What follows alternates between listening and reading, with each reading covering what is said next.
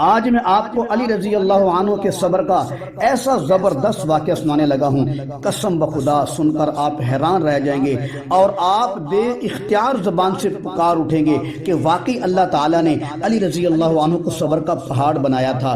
واقعہ کچھ اس طرح ہے کہ ایک مرتبہ علی رضی اللہ عنہ بازار میں تشریف لے جا رہے تھے، اچانک بارش شروع ہو گئی، لوگ دائیں بائیں منتشر ہو گئے۔ علی رضی اللہ عنہ بھی قریب ہی ایک خیمے میں داخل ہونے لگے تو خیمے کے مالک نے آپ کو باہر نکال دیا۔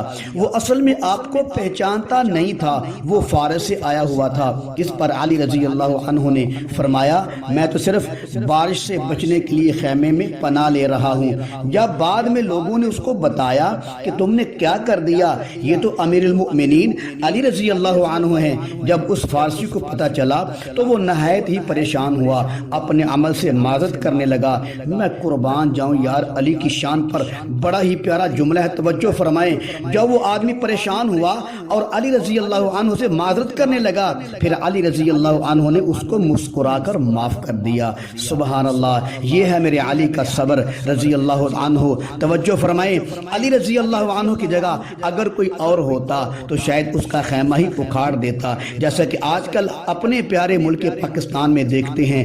ایک معمولی سا افسر جا رہا ہے، اس کی گاڑی کے آگے گدا گاڑی والا آ گیا یا چاند گاڑی والا آ گیا، افسر نے ہارن مارا تو گدا گاڑی والا جلدی سے پیچھے نہ ہٹا تو افسر نے اتر کر گدا گاڑی والے کو بہت مارا، صرف اس وجہ سے کہ تو نے جلدی جلدی گدا گاڑی ایک طرف کیوں نہ کی۔ یہ وہی لوگ ہیں جو ووٹ مانگتے وقت کہتے ہیں ہم تمہارے لیے سڑکیں وسیع کر دیں گے، مگر جب اقتدار میں آ جاتے ہیں تو انہی اپنے ووٹروں کے لیے سڑکیں تنگ کر دیتے ہیں۔ یہی لوگ ہیں جب ووٹ مانگنے کے لیے آتے ہیں اپنی تقریروں میں کہتے ہیں ووٹ کو عزت دیں، جب یہ لوگ عزت حاصل کر لیتے ہیں پھر یہی لوگ اپنے ہی عزت والے ووٹروں کو مارنا شروع کر دیتے ہیں۔ یہ ہے ان لوگوں کا صبر، اور نام لیتے ہیں علی کا رضی اللہ عنہ۔